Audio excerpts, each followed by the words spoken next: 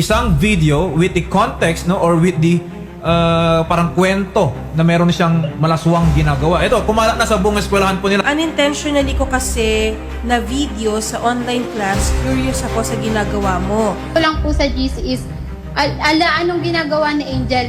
Ako kasi, Krisha, kung talaga kasing concern ka lang sa akin, bakit di mo sa akin sinabi? Hindi mo yun na-expect nakakalat yun. Eh, ang dami-dami nyo sa GC. Kaya nga. Hindi ko na nga pinansin. Bakit nga sa kanila ka nagtanong? Kaya nga, ano nga point mo kung napansin ako? Base doon sa na-record po ninyo, na ginagawa ni Ma'am Angel May Tricia del Rosario, ano pong ginagawa niya doon? Ibig sabihin nito, bago mo pa isend yung video na yan, you already have a malicious idea in mind. Bari, April 30 po siya. During online class po. 6 p.m. po yun. And then, siya po ay recitation that time. So, ito, gamit ko po kasi is yung tablet ko. Ito po yung tablet ko. Then, recitation nga po siya. So, ginilid ko po yung ulo ko. Okay. Tapos, ako po kasi nun, sir, is, aminado naman po ako na, nag-google po ako nun. Kaya po, iniwas ko yung ulo ko para hindi po makita. Ayan. Then, after po nun, nag-a-agree po ako that time. Hindi ko naman po alam na bibigyan po nila ng mali siya yung ginagawa ko. Yun po. Ayan, piniplay po natin ngayon, mga kapatid, sa inyong screen, yung video na tinutukoy po ni Angel May. No? At parang tumutugma naman, no? Nandun pa rin yung ulo niya sa may screen, although yung part lang ng tenga. Opo, and ano pong ginagawa niya? Tumatango kayo? Opo, nag-agree po ako sa sinabi ng kaklase ko. Kasi tama po yung sagot niya based sa search ko. Okay. And kita naman po sa video na tumingin po ako sa camera, which is aware po ako na naka-open cam ako. Mga gaano po katagal na ganun po yung... 16 seconds. Yung sa, 16 seconds? Yung sa video po nila, 16 seconds. Okay. Eh di, yun na lang, di po yung inaano ko. So, binidyo po, no, ng kaklase po ninyo, yung screen. Opo, niya. Okay, yeah, screen niya na ikaw yung nakikita. Opo. Okay. Tapos sabi kasi ni Shari kanina, parang pinapalabas ngayon, pinapakalat.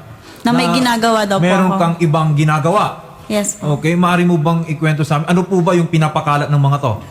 Yun nga po na pinapalabas po nila na May malaswa kang ginagawa doon. Oo po. Oo. Na which is hindi po nila sa... Kasi po, ang kwento niya po sa akin, nung umamin siya is parang concerned citizen lang daw po siya. So sa akin naman, ang part ko, kung concerned ka sa akin, bakit hindi mo sa akin sinabi? Correct. Bakit sinend mo sa mga taong hindi ka naman masasagot? Kanino po ba niya ikinalat? Meron po siyang circle of friends, may group chats po sila doon, doon niya po sinend.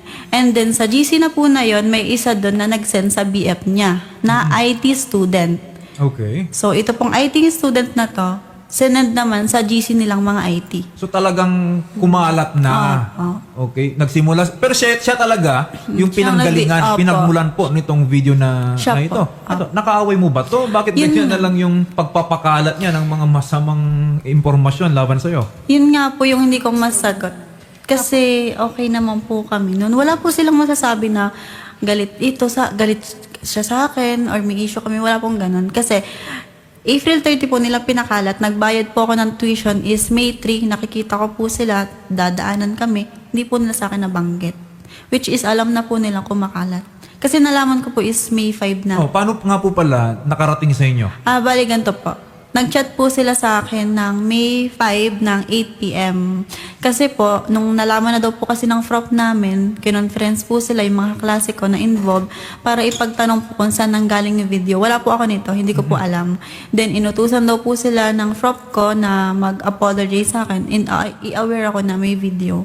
Then, May 5 pa po nila ako chinat na, ganito, ganyan, alam mo ba yun sa video, kumakalat na, alam na sa staff ng STIA.